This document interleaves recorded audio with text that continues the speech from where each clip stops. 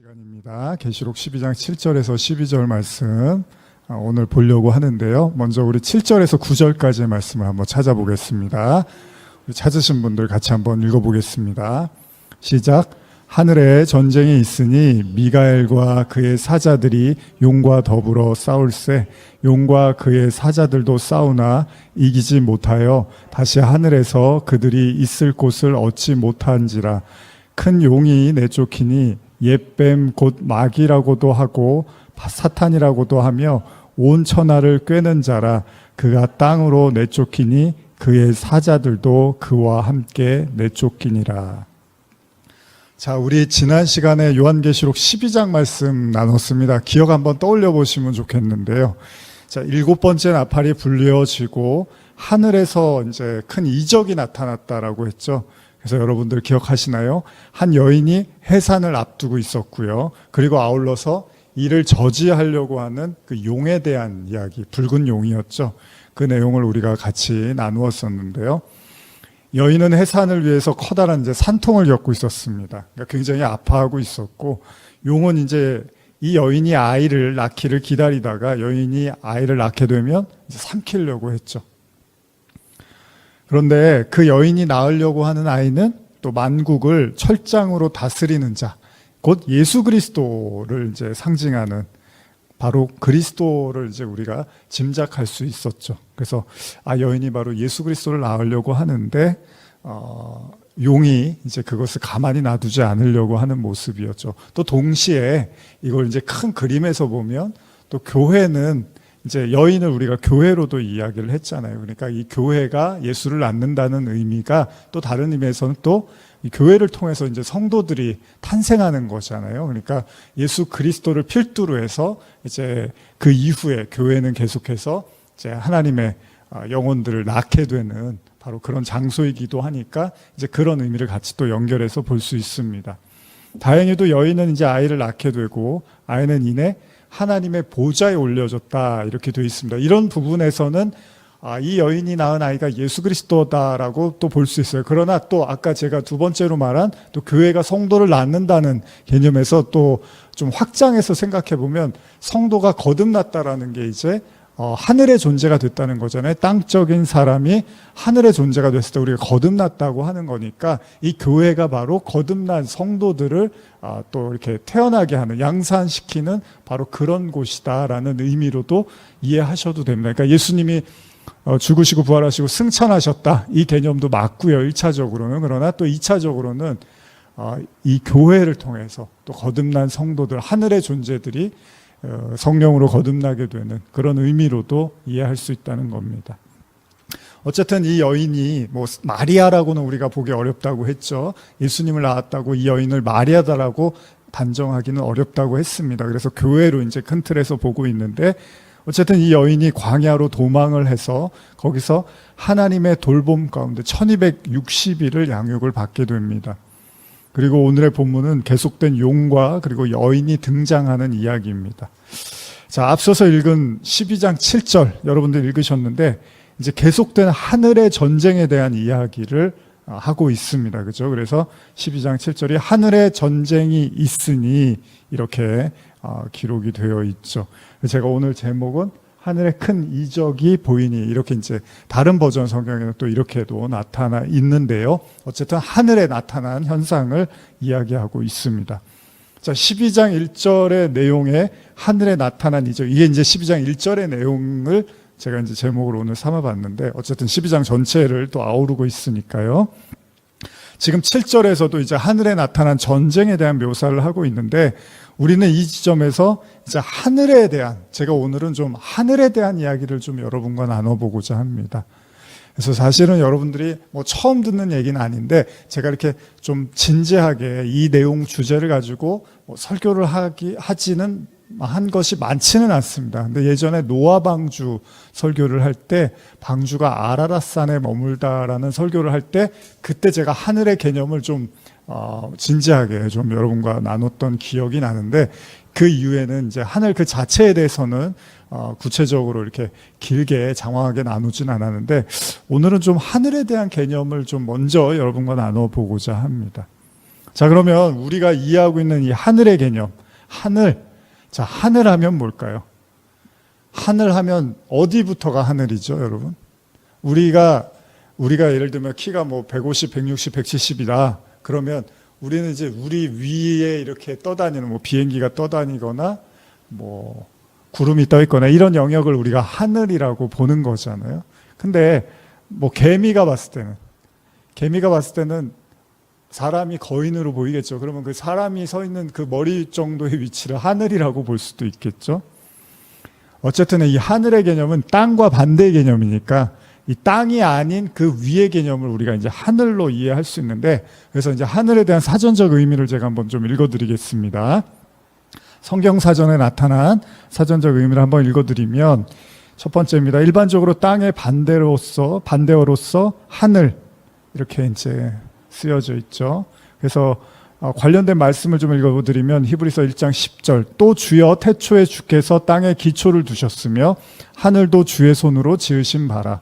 베드로후서 3장 5절, 이는 하늘이 옛적부터 있는 것과 땅이 물에서 나와 물로 성립된 것도 하나님의 말씀으로 된 것을 그들이 일부러 잊으려 함이로다. 땅의 반대 개념이죠. 뭐 당연한 거죠. 두 번째입니다. 대기권의 하늘. 그래서 우리가 이렇게 하늘 보면 이제 이렇게 하늘색으로 보여지는 이제 대기권의 하늘이잖아요. 근데 그 지구 밖에 우주로 가면은 하늘색이 아니죠. 깜깜하잖아요. 그러니까 우리가 눈으로 보고 있는 그 하늘을 우리가 이제 대기권 그 하늘로 이해를 하고 있는데요. 그래서 마태복음 16장 2절 3절에 보시면 예수께서 대답하여 이르시되 너희가 저녁에 하늘이 붉으면 날이 좋겠다 하고 아침에 하늘이 붉고 흐리면 오늘은 날이 굳겠다 하다니 너희가 너희 날씨는 분별할 줄 알면서 시대의 표적은 분별할 수 없느냐. 그 개념으로 이제 하늘을 말씀하셨어요. 그리고 야고보서 5장 17절 18절 보시면 엘리야는 우리와 성정이 같은 사람이로되 그가 비가 오지 않기를 간절히 기도한즉 3년 6개월 동안 땅에 비가 오지 아니하고 다시 기도하니 하늘이 비를 주고 땅이 열매를 맺었느니라. 뭐 그 하늘이죠. 비를 내리게 해주는 그 하늘. 그리고 세 번째로는 별이 있는 하늘, 바로 이제 우주적 공간이겠죠. 그래서 뭐 여러 가지 이제 구절들이 있는데 대표적으로 히브리서 11장 12절 보시면 이러므로 죽은 자와 같이 한 사람으로 말미암아 하늘의 허다한 별과 또 해변의 무수한 모래와 같이 많은 후손이 생육하였느니라. 마가복음 13장 25절 별들이 하늘에서 떨어지며 하늘에 있는 권능들이 흔들리라. 그러니까 이 하늘은 이제 우주 개념으로서의 하늘이잖아요. 이제 이런 개념으로 우리가 하늘을 이해하고 있죠. 여러분들도 대략 이런 하늘을 이해하고 있는데, 자, 그럼 여기서 이제 좀 더 영적인 의미를 한번 부여해 봅니다. 자, 영적인 의미에서의 하늘이 뭘까? 그러니까 이걸 어떻게 여러분이 이해하시냐면 예수님이 자신을 뭐라고 표현하시죠? 뭐 생수라든지 반석이라든지, 그쵸? 그리고 모퉁이 돌로도 말씀하시고, 뭐 여러 가지로 이제 본인을 묘사를 하는데 예수님이 물이 아니잖아요. 근데 자신을 물이라고 하시죠. 그러니까 성경에서 말하는 하늘도 그냥 그 눈에 보이는 하늘이나 혹은 그 대기권 밖에 그 별들이 있는 하늘, 이 차원의 하늘만 이야기하는 건 아니겠죠. 그래서 이 하늘에 대한 영적 개념을 좀 이해하려면 제일 중요한 게 뭐죠? 우리가 주기도문도 그렇게 기도하지만 어떻게 기도하죠? 하늘에 계신 우리 아버지. 그럼 그 하늘에 계신 우리 아버지라는 게 그 하늘색이 있는 그 하늘, 대기권의 그 하늘에 계시다는 얘기인지 아니면 대기권 밖에 별들이 존재하는 그 하늘에 계시다는 건지, 그러니까 그 우주 어딘가 먼 곳에 계시다는 건지 아니면 땅이 아닌 그 위의 공간에 계시다는 건지, 그런 의미로 이제 우리가 생각해 본다면 성경에서는 하늘에 하나님이 계신다라고 말을 한단 말이에요. 그러니까 하나님의 처소를 하늘로 지금 설명하고 있는데 마태복음 23장 22절 보시면 또 하늘로 맹세하는 자는 하나님의 보좌와 그 위에 앉으신 이로 맹세함이니라. 그래서 하늘로 맹세하는 자는 하나님의 보좌에 맹세를 하는 거다. 사도행전 7장 49절 보시면 주께서 이르시되 하늘은 나의 보좌요 땅은 나의 발등상이니 너희가 나를 위하여 무슨 집을 짓겠으며 나의 안식할 처소가 어디냐. 이런 구절이 있죠. 그리고 마태복음 6장 9절 그러므로 너희는 이렇게 기도해라. 하늘에 계신 우리 아버지여 이름이 거룩히 여김을 받으시오며. 그러니까 하늘을 성경에서 설명할 때 뭐래요? 하나님이 계시는 곳. 이걸 계속 강조하고 있죠. 그럼 여러분들이 생각하는 하늘, 하나님이 계시는 곳, 뭐 땅 위냐, 그 하늘색 그 하늘이냐, 아니면 대기권 밖에 그 하늘이냐, 이제 이런 생각을 해보는 거예요. 자, 하늘의 개념은 쉽게 말하면 우리 눈에 보이는 하늘의 개념이 있고, 또 한 가지는 눈에 보이지 않는, 왜? 하나님이 눈에 보이지 않잖아요. 그러니까 눈에 보이지 않는 하나님이 그 눈에 보이는 그 하늘에 계신다고 말할 수도 없을 거 아니에요. 하나님이 영이시니까 눈에 안 보이는데, 그럼 눈에 보이는 그 하늘색 하늘에 하나님이 계신다고 말하기도 어렵고, 하나님이 눈에 안 보이시는데 별들이 있는 그 대기권 밖에 그 하늘에 계신다라고 말하기도 어렵잖아요. 하나님이 어떤 장소, 눈에 보이는 장소에 국한되는 분이 아니잖아요. 왜? 하나님 자체가 영이시니까. 그래서 우리가 이제 어떤 생각을 하냐 하면, 그럼 하나님이 계시는 처소가 하늘인데, 그런 관점에서 이제 우리가 하나님이 계신 곳을 천국 혹은 낙원으로 이제 이해를 하는 거죠. 여러분들이 가고 싶은 곳이 천국이잖아요. 근데 그 천국이 분명히 눈에 보이는 그곳은 아닐 거 아니에요. 눈에 보이고 손에 잡히는, 예수님도 그러잖아요. 하나님 나라가 여기 있다 저기 있다 할 게 아니다.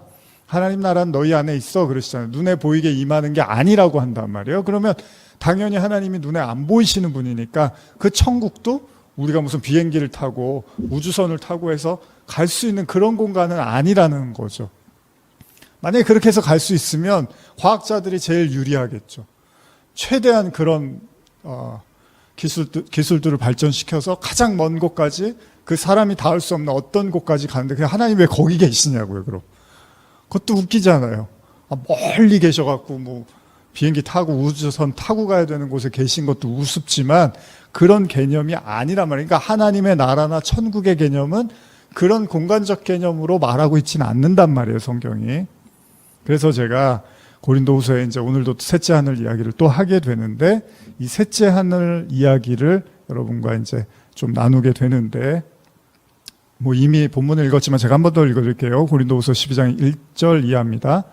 무익하나마 내가 부득불 자랑하노니 주의 환상과 계시를 말하리라. 내가 그리스도 안에 있는 한 사람을 아노니 그는 14년 전에 셋째 하늘에 이끌려 간 자라. 여기서 이제 셋째 하늘이라는 표현을 씁니다. 그가 몸 안에 있었는지 몸 밖에 있었는지 나는 모르거니와 하나님은 아시느니라.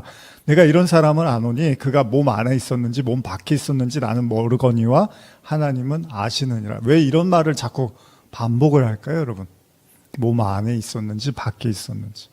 자, 그가 낙원으로 이끌려 가서 무슨 얘기를 했죠? 말로 표현할 수 없는 말을 들었으니 사람이 가히 이르지 못할 말이로다. 현대화 한번 읽어드릴게요. 12장 2절 이하. 14년 전에 나는 하늘로 들려 올라간 일이 있습니다. 내가 몸까지 올라갔는지 아니면 내 영만 올라갔는지 묻지 마십시오. 그것을 대답할 수 있는 분은 하나님뿐이십니다. 어쨌든 나는 낙원으로 올라갔고 거기서 인간의 능력으로나 말로는 도저히 그려낼 수 없는 놀라운 사실을 들었습니다. 그러나 그 내용 동안 아무에게도 말할 수 없도록 금지되어 있습니다. 여기서는 이제 현대어는 이렇게 번역을 한 거예요. 얼마 전에 제가 외경 중에 이제 바울계시록이 있거든요. 근데 이 이야기를 이제 거기에 좀 이렇게 하고 있는 것 같더라고요. 제가 다는 못 봤는데 앞부분만 좀 듣다가 말았는데 거기에 바울계시록이 있어요. 근데 이제 14년 전에 그 셋째 하늘에 대한 이야기를 이렇게 하는 걸로 제가 본 것 같은데, 어쨌든 간에 바울이 14년 전에 자기의 경험을 이야기하면서 세 번째 하늘을 이야기합니다. 셋째 하늘. 셋째 하늘이 뭘까요? 셋째 하늘. 첫째, 둘째, 셋째. 아까 나눈 대기권, 하늘색 그 하늘. 둘째는 대기권 밖. 셋째는 아예 이 우주 밖. 뭐 이렇게 이제 이해할 수 있겠죠. 또 여러 가지 형태로 이제 이걸 이해하는 경우가 있는데, 일단 제가 주석을 한번 읽어드릴게요. 셋째 하늘에 대해서, 본문에 대해서는 그 개념상의 특이성 때문에 여러 가지 견해가 있다. 먼저 세 번째 하늘이 유대인들의 하늘의 개념에서 온 것이라는 견해가 있다. 즉 유대인들은 하늘이 7으로 나뉘어져 있다고 보았다는 것이다. 그중 세 번째 하늘은 의롭게 죽은 자들이 머무는 처소라고 한다. 에녹서라는, 이제 이것도 외경이죠. 여기에 이제 그런 내용이 있다는 거예요. 그렇다면 바울은 바로 이 죽은 의인들의 처소에 다녀온 것이 된다. 이 경우 바울이 당시 묵시문학의 영향을 받았다고 볼 수도 있다. 그러나 이 주장에 동의하는 학자들은 별로 없다. 오히려 본문은 공간적인 개념으로 보지 말고, 여기도 그러죠.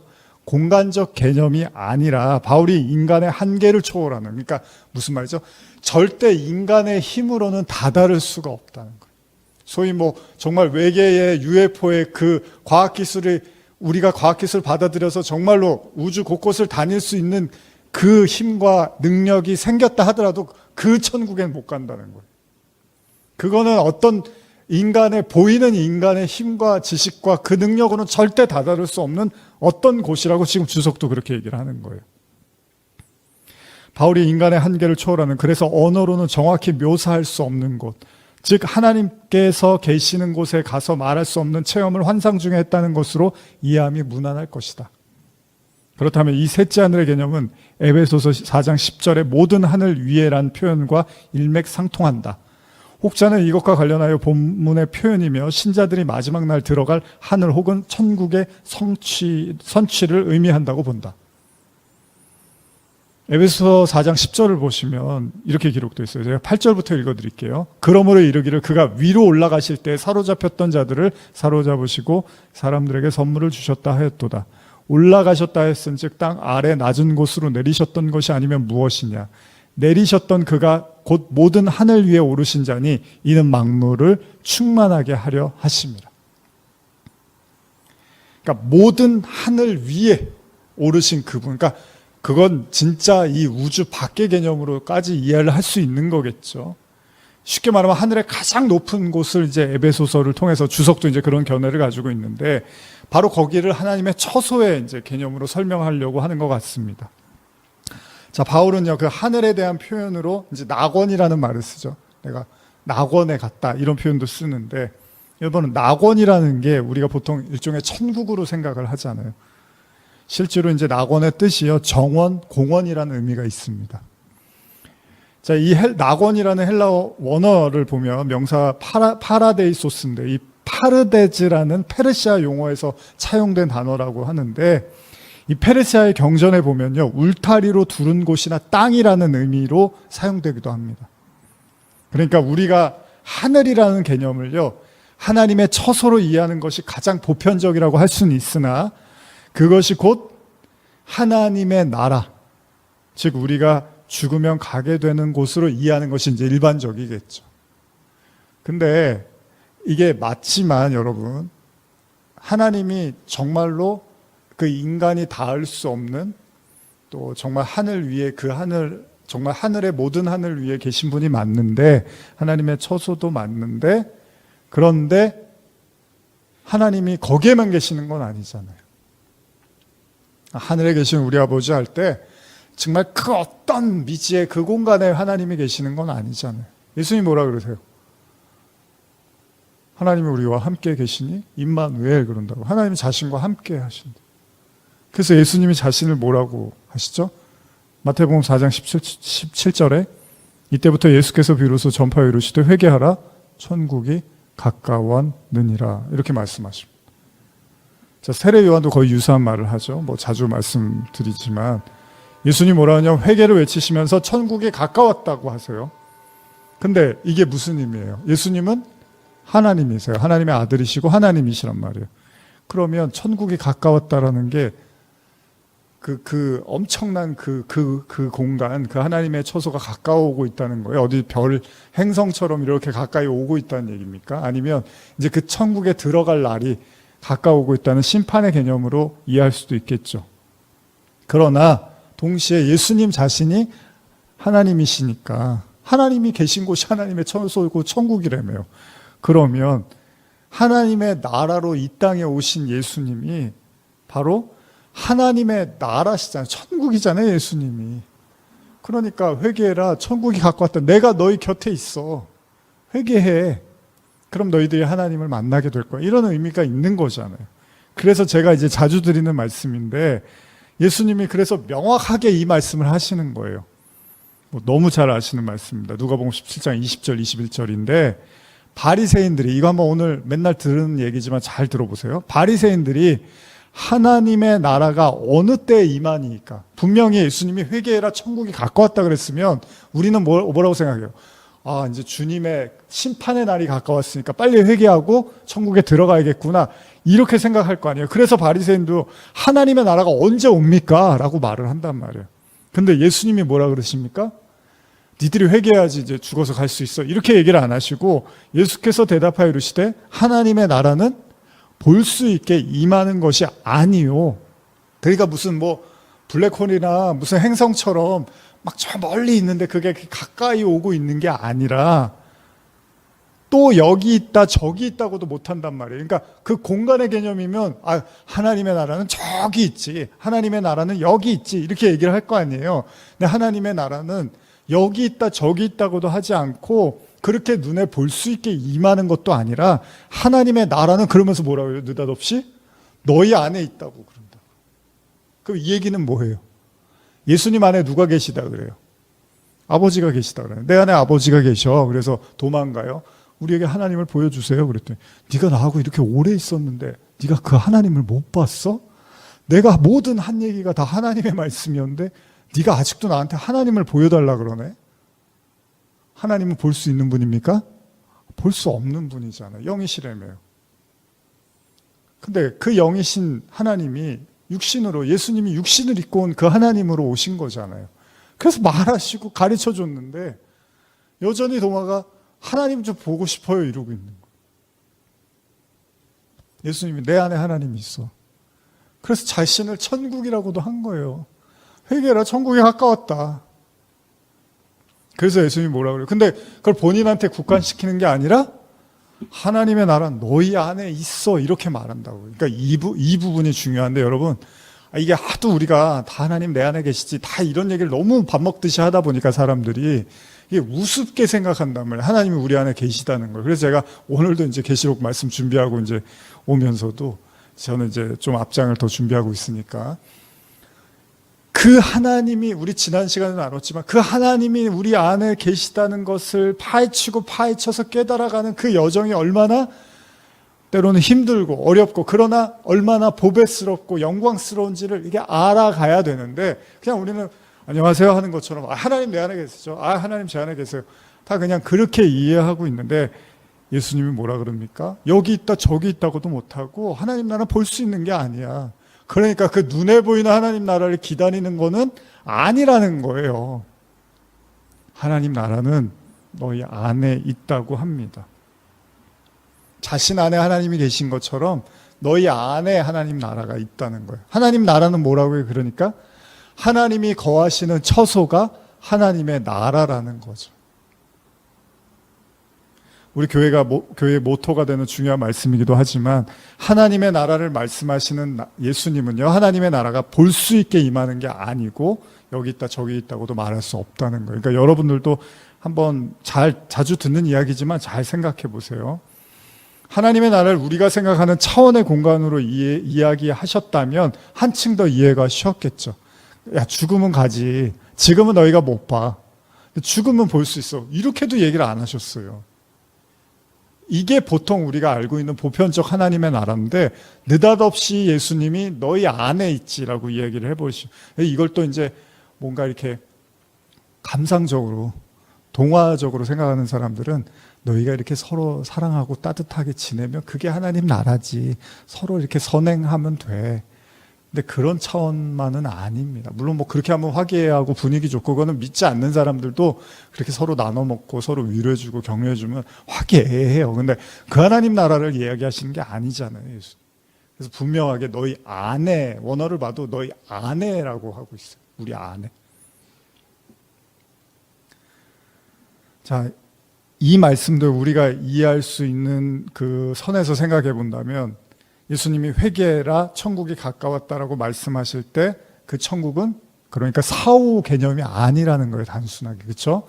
회개해라 천국은 하나님 나라인데 하나님 나라는 여러분 안에 있으니까 다시 말하면 그건 뭐예요? 여러분들이 회개하면 하나님 나라가 나타난다는 의미이기도 하잖아요. 하나님이 임재하신다. 그것이 하나님의 처소고 그것이 하나님의 성전이고 그게 하나님 나라다라고 이야기를 하는 거잖아요. 자, 그럼 하나님의 나라의 개념이 뭔가요? 이미 나누었지만 하나님의 나라가 그럼 도대체 뭐냐? 우리 안에 있다고 하는데 그럼 그게 뭐냐? 그냥 있다고 하면 되는 거예요? 그게 아니잖아요.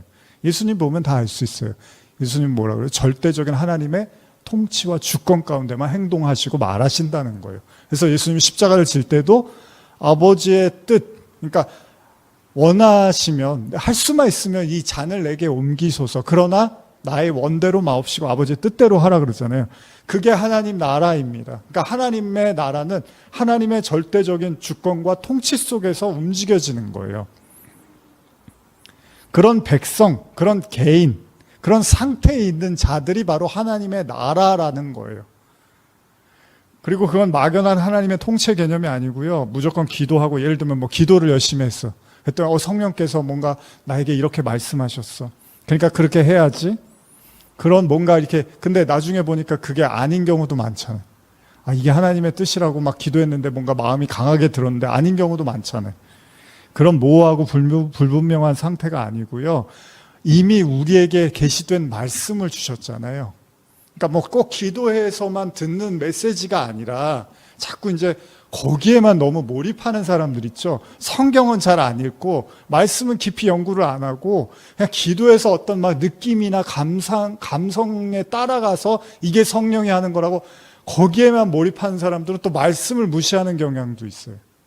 물론 하나님이 어떤 사람을 통해서 다양한 형태로 움직이긴 하지만 가장 핵심은 뭡니까? 가장 1차적인 건 하나님의 말씀이잖아요. 즉 여러분들에게 주어진 이 성경 66권의 말씀이 여러분들 안에서 체화되어지고 그 말씀이 여러분들을 지배하고 다스리고 통치해 나가는 그 상태를 하나님의 나라라고 말을 하고 있다는 거예요. 이게 가장 명확한 거예요. 그래서 말씀을 자꾸 들으라는 거예요. 근데 말씀을 안 듣고 자기 기도 생활만 중요하게 생각하고 자기 하루에 기도 2시간 하고 자기 하루에 기도 3시간 하고 기도했는데 하나님이 뭐라 그랬어. 그거는 굉장히 중요하게 여기면서 실상 말씀에 대해서는 별로 관심이 없고 잘 모르는 사람들도 무척이나 많습니다. 나중에 알고 보면 오히려 기도 많이 했는데 그게 장벽이 돼요. 그 많이 한 기도 때문에 말씀이 안 들어가. 그래서 뭐 예언이나 이제 이런 거 쫓아다니는 사람들 있잖아요. 뭐 예언 기도나 뭐 누가 예언해 주는데 뭐 앞으로 미래가 어떻게 될 거래. 성경에 다 나와 있어요. 계시록에.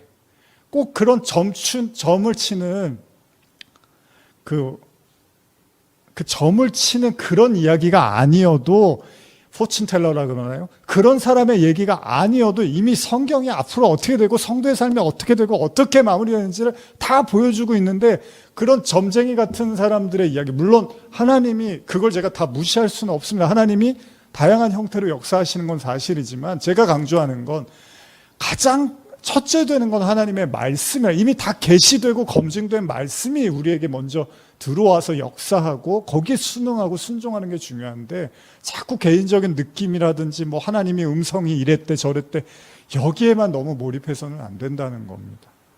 그런 것도 부차적으로 필요할 수는 있으나 가장 중요한 건 십자가, 예수 그리스도의 십자가의 그 다 계시된 그 복음이라는 거예요. 그래서 요한복음에서 예수님을 설명할 때 뭐라고 합니까? 말씀이 뭐가 됐다고요? 뭐가 됐다고요? 처음 듣는 이야기처럼. 말씀이 뭐가 됐다고요? 저희도 쪽지 시험 봐야 될 것 같아요. 말씀이 육신이 돼요. 그렇죠? 말씀이 육신이 됐다는 거죠. 그게 하나님 나라라는 거예요. 이 땅을 사는 성도들의 하나님 나라는 말씀이 체화된다는 거죠. 그래서 로고스하고 레마 우리가 알고 있죠. 레마는 소화된 경험되어진 말씀이라는 거예요. 분명 하나님 나라는 말씀의 통치를 받는다는 얘기고 그렇게 통치받는 자가 곧 하나님의 처소가 됐다는 것을 증명하고 있다는 거고 그게 바로 하나님 나라 성전이라고 하는 겁니다. 그래서 우리가 천국 혹은 하나님 나라를 생각하는 것은 반드시 뭐예요? 그게 하나님의 임재라는 걸 빠뜨릴 수 없어요. 하나님의 임재. 오늘도 제가 이제 설교 준비하면서 그 내용을 좀 이렇게 강조하면서 설교를 작성하다가 왔는데 예수님이 하나님 나라가 너희 안에 있다고 할 때는 제일 중요한 게 뭡니까? 하나님의 임재가 여러분들 안에 있다는 거예요. 그러니까 눈에 보입니까? 그게? 안 보이잖아요. 눈에 보이진 않지만 분명히 존재하는 거라는 거죠. 예수님은 특히 요한복음을 통해서 이 사실을 강조하시죠. 요한복음 10장 38절 제가 읽어드릴게요. 내가 행하거든 나를 믿지 아니할지라도 그 이름 믿으라. 그러면 너희가 아버지께서 내 안에 계시고 내가 아버지 안에 있음을 깨달아 알리라 하시니. 그렇죠. 그리고 요한복음 14장 10절. 내가 아버지 안에 거하고 아버지는 내 안에 계신 것을 내가 믿지 아니하느냐. 내가 너희에게 이르는 말은 스스로 하는 것이 아니라 아버지께서 내 안에 계셔서 그의 일을 하시는 것이라. 요한복음 14장 11절. 내가 아버지 안에 거하고 아버지께서 내 안에 계심을 믿으라. 이 얘기를 자꾸 하는 거예요, 예수님. 그걸 왜 믿으라는 거예요? 너희에게도 이제 그런 일들이 일어날 거라는 거죠. 그러기에 예수님은 자신을 하나님의 나라로 설명하시기도 하고, 또한 그러한 예수님처럼 우리 안에 하나님이 거하시는 그날, 바로 그렇게 된 자들에게 하나님의 나라가 너희 안에 있다라고 말씀을 하신 거죠. 자, 예수님이 십자가를 지시고 부활하시고 이제 오실 그 성령, 제자들에게도 말씀하십니다. 요한복음 14장 19절 20절인데요. 한번 찾아볼까요, 같이? 요한복음 14장 19절 20절입니다. 찾으셨으면 같이 읽어볼까요? 조금 있으면 세상은 다시 나를 보지 못할 것이로되 너희는 나를 보리니 이는 내가 살아있고 너희도 살아있겠습니다. 그날에 내가 아버지 안에 너희가 내 안에 내가 너희 안에 있는 것을 너희가 알리라. 그쵸? 예수님이 십자가를 지시기 전에 제자들에게 가르치신 말씀. 예수님은 조금 있으면 세상이 다시 나를 보지 못하겠지만 당연하죠. 십자가를 지셨으니까. 그러나 너희는 나를 볼 거래요. 왜냐하면 당신이 떠나면 하나님이 약속한 성령을 보내줄 거니까 그 성령을 통해서 비로소 내가 아버지 안에 너희가 내 안에 내가 너희 안에 있는 것을 너희가 알리라 이렇게 말씀을 하세요. 그게 요한복음 17장에서도 계속되는데요. 이것도 읽어볼까요? 17장 21절 22절입니다. 시작. 아버지여, 아버지께서 내 안에 내가 아버지 안에 있는 것과 같이 그들도 다 하나가 되어 우리 안에 있게 하사 세상으로 아버지께서 나를 보내신 것을 믿게 하옵소서. 내게 주신 영광을 내가 그들에게 주었사오니 이는 우리가 하나 된 것 같이 그들도 하나가 되게 하려 함이니이다. 다 이 얘기 굉장히 강조하시죠? 중요하다는 얘기입니다. 저도 여러분한테 많이 말씀드리지만 흔히 우리가 이 상태를 뭐라고 하냐? 유니온 크라이스트, 그리스도와 연합된 상태라고 말을 하는 거고요. 제가 여러 차례 강조합니다. 그 얘기는 뭐죠? 우리의 목적지라는 거예요. 성도의 목적지가 바로 여기에 있다는 거죠. 사후천국은 이 땅에서 현실 천국으로 경험한 자들이 가는 곳이라고 말하는 게 더 맞다는 거예요. 그러니까 이 땅에서 천국을 전혀 이해하지 못하고 경험도 못했는데 나 예수 믿으니까 천국 가겠지가 아닙니다. 성경은 이미 이 땅에서 하나님의 임재를 통한 천국을 경험한 자들이 현실 천국이 뭔지를 알 때 그들이 가는 곳이 바로 영원한 하나님의 나라라는 겁니다. 그러니까 이게 되게 중요한 거예요, 여러분. 제가 계시록이 매번 같은 얘기 같고 비슷한 얘기처럼 들리실 수 있는데 그런데도 제가 계속 이렇게 말씀을 나누는 건 그만큼 중요하기 때문입니다. 이것을 가능케 하는 게 뭐냐? 하나님이 어떻게 우리 안에 거하실 수 있습니까? 오로지 성령을 통해서만 가능하다는 겁니다. 그래서 우리가 지난번에도 주일날도 나눴지만 예수님이 니고데모 보시고 뭐라 그럽니까? 하나님 나라 설명하실 때 요한복음 3장 5절이죠. 예수께서 대답하시되 진실로 진실로 내게 이르노니 사람이 물과 성령으로 나지 아니하면 하나님 나라에 들어갈 수 없다. 이제 이런 말씀을 하시는 거예요. 예수님의 표현처럼 진짜로 물과 성령으로 다시 태어나는 일이 있어야지만 하나님 나라에 들어갈 수 있고 반대로 그렇지 않으면 하나님 나라에 못 들어간다고 말씀을 하십니다. 그게 바로 예수님의 말씀하신 하나님의 처소, 곧 하나님의 나라라고 하는 겁니다. 에베소서 2장 22절 보시면요. 너희도 성령 안에서 하나님이 거하실 처소가 되기 위하여 그리스도 예수 안에서 함께 지어져 가느니라.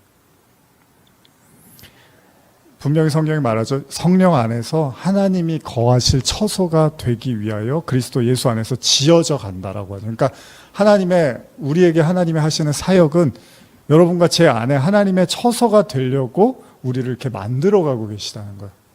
그 처소가 돼서 하나님이 우리 안에 거하시기 위해서. 그래서 고린도후서 5장 1절에서 5절 한번 이것도 찾아서 읽어볼까요?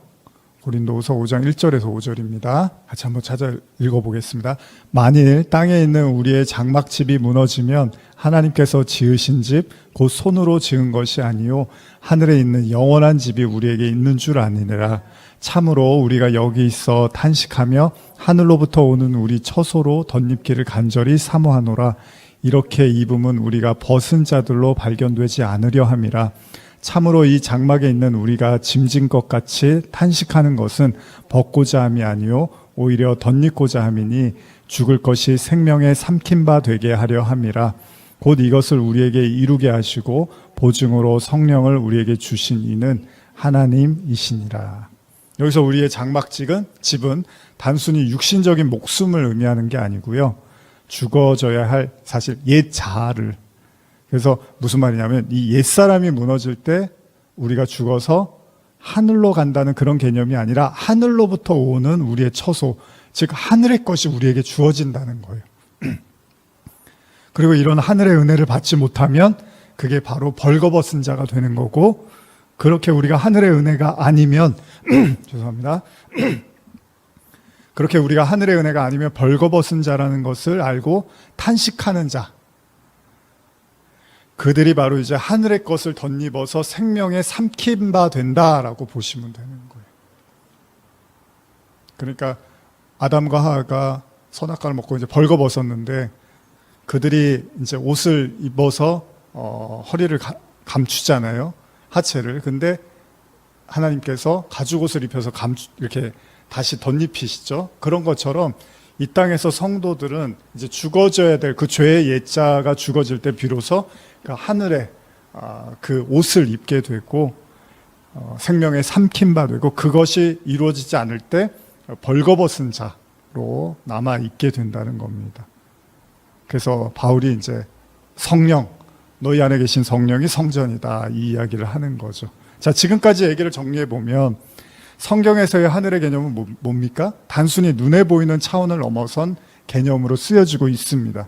그 하늘은 단순히 그 죽음 이후 사후세계에 가게 되는 그 천국을 의미하는 것만이 아니라 하나님의 거처 혹은 하나님의 임재, 하나님의 전으로 사용되고 있으며, 이 모든 걸 또 가능하게 하는 것이 성령이라고 말하고 있습니다. 그리고 이 성령에 대해서 예수님은 요한복음 7장 38절 39절에 나를 믿는 자는 성경의 이름과 같이 그 배에서 생수의 강이 흘러 나오리라 하시니 이는 그를 믿는 자들이 받을 성령을 가리켜 말씀하신 것이라. 괄호하고 예수께서 아직 영광을 받지 않으셨으므로 성령이 아직 그들에게 계시지 아니하시더라, 이렇게 쓰여져 있습니다. 예수님은요, 성령, 이 생수를 예수님 당시에는 예수님만 이제 가지고 있다라고 말을 하셨어요. 그래서 예수님이 사마리아 여인한테도 뭐라 그럽니까? 내게 생수를 구해야지. 생수는 내가 줄 수 있는 거야. 그런데 여기에 말씀처럼 지금 아직 예수님이 영광을 받지 않으셨으므로 성령이 아직 그들에게 계시지 않았다고 하잖아요. 그러니까 예수님이 이제 십자가를 지시니까 그제서야 생수의 강이 이제 너희에게도 흘러오게 될 거라는 거예요. 어떻게 해요? 성령으로. 그래서 성전에서 이제 물이 나온다는 표현들이 이제 계시록에도 보면 나오는데, 예를 들면 이제 우리가 계시록 12장 보고 있는데요. 여기 보면 이제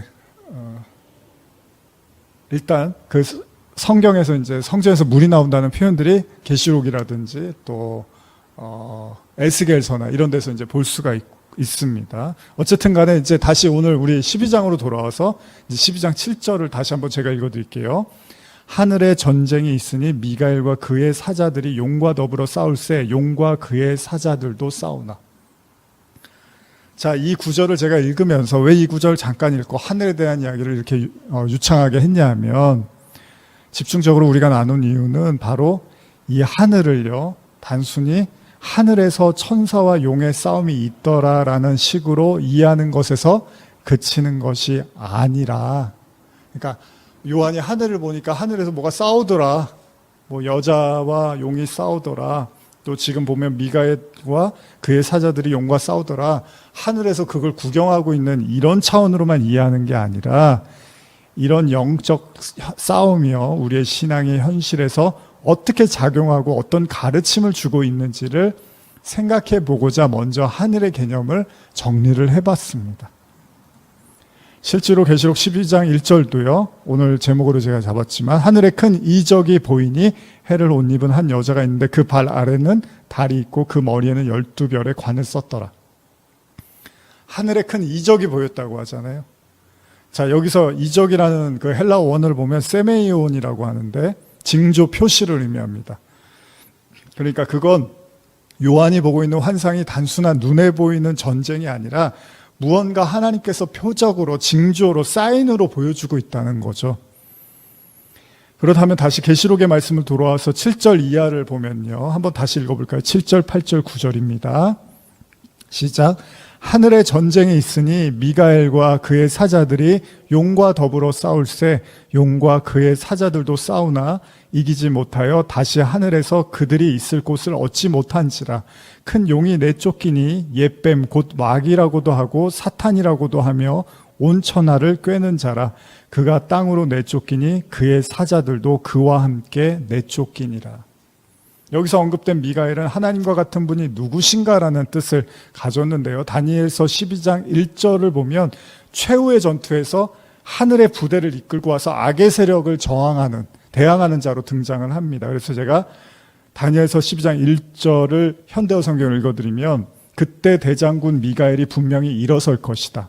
내 민족을 지키려고 싸우러 나설 것이다. 그때 엄청나게 어려운 때가 찾아오리라. 나라가 생긴 이래 그토록 어려운 일이 있었던 때가 일찍이 없었을 것이라. 하나 그때 하나님의 책에 이름이 기록된 내 백성들 그 어려움 벗어나리라. 자, 이 미가엘이 계시록에서 지금 용과 함께 하늘에서 전쟁을 벌인다고 해요. 그리고 용과 그의 사자는 미가엘을 이기지 못하고 결국 하늘에서 쫓겨나서 땅에 떨어지게 된다고 합니다.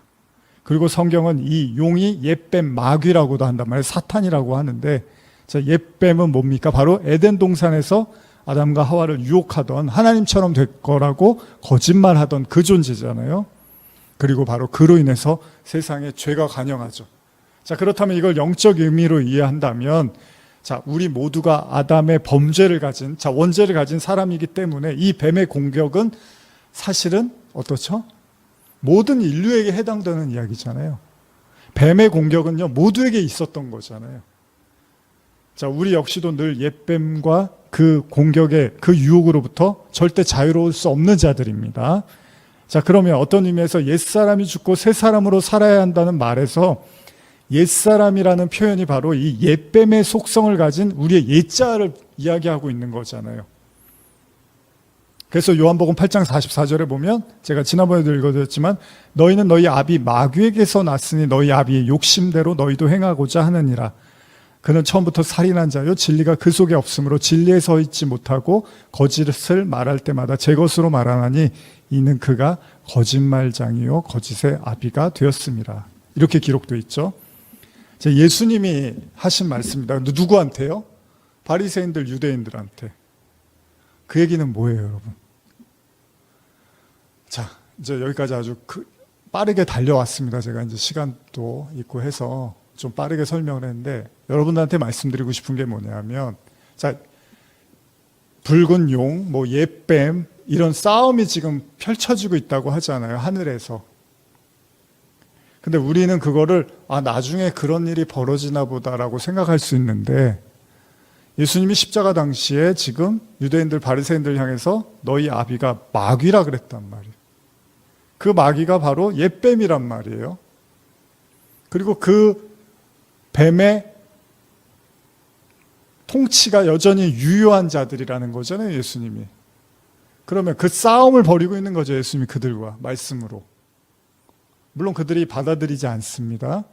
그러나 예수님은 그 옛뱀, 그 사단들과 말씀으로 계속 싸우셨어요. 그래서 실제로 예수님이 광야 40일 금식하시면서 마귀와 싸우는 장면이 나오죠. 그게 다 옛뱀 마귀잖아요. 그 에덴에서 있었던 그 전쟁이 계속 지속되고 있는 거죠. 물론 예수님 십자가로 이제 마무리하셨지만, 제가 드리는 말씀은요, 이 싸움이 결국은 그 요한이 하늘에서 뭐가 이렇게 싸우고 있는 걸 보고 그걸 그냥 적어서 나중에 그런 일들이 있을 거라는 얘기를 하는 그런 차원이 아니라 바로 우리 내면에서, 우리 안에서도 이미 그 싸움은 계속 일어나고 있잖아요. 바로 우리 내면에서 항상 영적 전쟁이 존재하고 있고, 우리 역시도 그 옛뱀과 그 붉은 용으로부터 절대 자유로울 수 없고, 여러분들 안에 하나님의 말씀, 믿음이 거한다 하더라도 여전히 그 싸움은 존재하잖아요. 근데 여러분들 안에 하나님이 거하시면 바로 그게 하나님 처소래매요. 그게 바로 하늘이래매요. 그럼 그 하늘 안에서 붉은 용과 옛뱀은 계속해서 싸움을 걸어오겠죠. 그러니까 이 계시록을 바로 하늘의 전쟁이지만 동시에 그게 내 안에 일어나고 있는 전쟁으로 이해할 수 있다는 거예요. 하나님이 거하시면 그게 하늘이고 하늘의 처소니까. 바로 여러분들 안에 하나님이 거하시면 끊임없이 마귀, 옛뱀, 용은 여러분들에게, 제가 이제 지난번에 12장을 해산하라는 여인을 붉은 용이 괴롭히잖아요. 그것도 해산이 다시 새로 탄생을 의미하잖아요. 근데 우리에게는 거듭남의 개념으로 이해한다면 여러분들이 다시 태어나지 못하도록, 옛사람이 죽고 새사람으로 다시 거듭나지 못하도록 붉은 용, 옛뱀, 마귀는 계속 싸움을 걸어오겠네요. 심지어는 그 아이를 낳으면 잡아먹으려고 준비하고 있었다며요. 물론 하나님이 보호하시고 통치하지만 이 영적 싸움은 계속해서 우리 안에서 존재하고 있다는 이야기를 해드리려고 하늘을 설명해드렸고, 그 하늘을 통한 영적 전쟁을 지금 여러분들께 말씀드리고 있습니다. 예수님이 공생애 동안 가장 많이 공격받았던 건 무슨 마귀나 괴물, 사탄 막 그런 존재가 아니었어요. 다름 아닌 율법주의자들과 종교 지도자들에게 계속해서 싸움을 걸어왔고, 예수님은 그들에게 계속해서 마귀, 옛뱀, 너희들이 바로 이 회칠한 무덤, 사단이야, 이런 말씀을 하셨던 거죠. 스스로 절대 회개가 필요하지 않다고 화건장담했던, 스스로를 택한 자라고 확고히 믿었던 그들이 바로 옛뱀, 그 용의 말에 이미 물들어져 있었다는 사실도 모르고 오히려 하나님의 아들이 오자 박해하고 예수님을 괴롭혔다는 겁니다. 그래서 예수님이 마귀라, 너희 아비가 바로 마귀라고 말씀하신 거죠. 현대어로 요한복음 8장 43절 44절을 한 번 더 읽어드리면요. 그런데도 너희가 내 말을 깨닫지 못하는 것은 방해하는 자가 있기 때문이다. 너희는 악마의 자식들이므로 악마가 하는 악한 일을 사랑하고 있는 것이다. 악마는 처음부터 살인자이며 진리를 미워한다. 그 속에 진리라고는 손톱만큼도 없다. 그가 거짓말을 하는 것은 조금도 이상할 것이 없다. 그는 거짓의 아비이기 때문이다. 이 싸움을 얘기하는 거예요. 그러니까 자꾸 무슨 SF 영화나 공포 영화 이런 걸로 요한계시록을 우리가 이해할 문제가 아니라 냉정하게 말씀에 근거해서 이해한다면 사실은 여러분과 제 안에서도 계속 이 하늘 안에 하나님의 임재가 거하시는 우리 내면에서도 계속 이 싸움은 일어나고 있다는 겁니다. 계시록 12장 10절에서 12절 한번 읽어볼까요? 이제 마무리하겠습니다. 시작. 내가 또 들으니 하늘에 큰 음성이 있어 이르되 이제 우리 하나님의 구원과 능력과 나라와 또 그의 그리스도의 권세가 나타났으니 우리 형제들 참수하던 자 곧 우리 하나님 앞에서 밤낮 참수하던 자가 쫓겨났고 또 우리 형제들이 어린 양의 피와 자기들이 증언하는 말씀으로써 그를 이겼으니 그들은 죽기까지 자기들의 생명을 아끼지 아니하였도다. 그러므로 하늘과 그 가운데 거하는 자들은 즐거워하라. 그러나 땅과 바다는 화 있을진저 이는 마귀가 자기의 때가 얼마 남지 않은 줄을 알므로 크게 분내어 너희에게 내려갔음이라 하더라. 아까도 말씀드렸지만 이런 내용을 우리가 내면에서 일어나는 영적 전쟁으로 이해한다면, 그러니까 현재성으로 제가 말씀드리는 겁니다. 나중에 일어난 일, 그러면 별로 우리하고 상관없잖아요. 근데 이게 우리에게도 여전히 일어나고 있다라고 본다면 바로 우리의 옛자 있죠. 원래 우리에게 아비 노릇을 했던 옛뱀, 용, 사탄을 몰아내는 유일한 길은 오로지 예수님밖에 없다는 얘기고, 성경은 이걸 명확하게 말합니다. 그렇기 때문에 앞선 용과 전쟁을 벌였던 미가엘은 그런 의미에서 천사, 그러나 또 예수 그리스도를 또 우리가 상징적으로 의미한다고도 볼 수 있다는 겁니다. 왜냐하면 앞선 미가엘과의 영적 전쟁에 대한 좀 더 구체적인 설명이 지금 읽은 10절 이하에서 명확히 나타나고 있습니다. 하늘의 그리스도의 권세로 인하여 우리를 밤낮 참수하던 자, 즉 마귀가 쫓겨났다고 하죠. 결국은 이 모든 대장은 예수님이잖아요. 그게 뭐 천사여도 좋고 하지만 결국 그 모든 권세는 예수님만 가지고 있는 거니까. 또한 그 어린 양의 피로 그들을 이겼다고 합니다. 계시록에 앞으로도 굉장히 강조되는 게 이 어린 양의 피입니다. 중요한 내용인데 앞으로도 이제 다루겠지만요. 성경은 이런 하늘의 영적 전쟁의 승리로 인해서 기뻐하고 즐거워하라고 말하고 있습니다.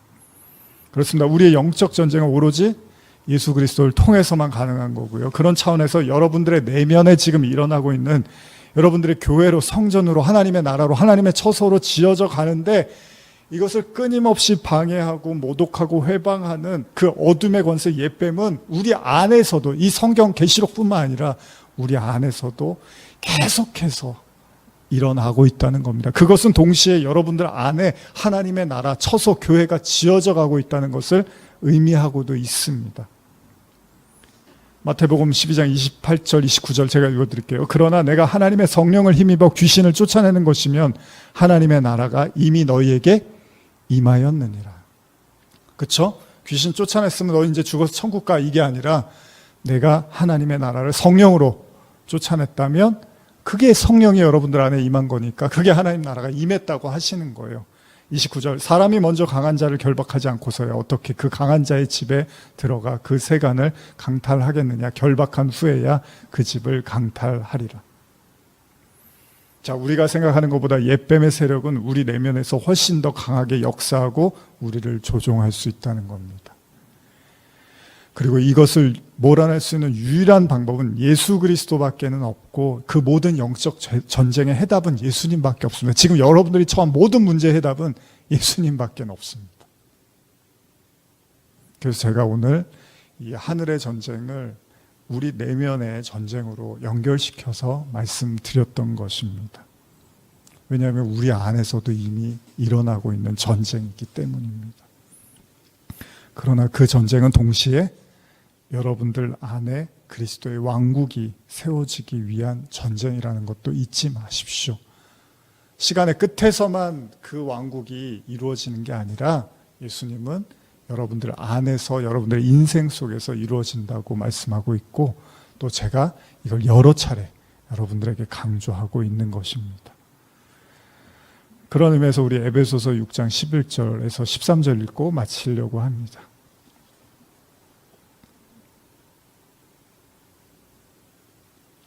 에베소서 6장 11절에서 13절입니다. 자, 그런 의미에서 우리가 이 전쟁을 이기기 위해서 우리가 어떻게 해야 되는가를 바울이 이야기하고 있습니다. 에베소서 6장 11절에서 13절입니다. 시작. 마귀의 간계를 능히 대적하기 위하여 하나님의 전신갑주를 입으라. 우리의 씨름은 혈과 육을 상대하는 것이 아니요 통치자들과 권세자들과 이 어둠 세상 주관자들과 하늘에 있는 악의 영들을 상대함이라. 그러므로 하나님의 전신갑주를 취하라. 이는 악한 날에 너희가 능히 대적하고 모든 일을 행한 후에 서기 위함이라. 그렇습니다. 전신갑주를 취해야 합니다. 하늘에 있는 모든 악한 영들을 대적하기 위함입니다. 그 하늘은 동시에 여러분들 안에 거하시는 그 하나님의 처소를 의미하기도 하는 것이니 곧 여러분들의 마음, 여러분들의 내면을 의미하기도 합니다. 여러분들 안에 그리스도의 말씀과 십자가 능력이 그 모든 원수들을, 옛뱀, 용들을 물리치고 오로지 하나님의 성전으로, 임재로, 나라로 임하시기를 간절히 축복합니다.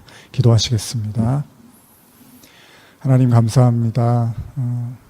여러 차례 나누고 반복한 말씀이지만 또 이 말씀들 통해서 또 더 깊은 은혜가 흐르게 하시고 또 오늘 이렇게 함께하는 또 말씀을 듣는 모든 성도들에게 그 하나님의 나라의 임재가, 그 실제가 우리 삶에서 나타나게 하여 주시옵소서. 축복하며 예수님의 이름으로 기도합니다. 아멘.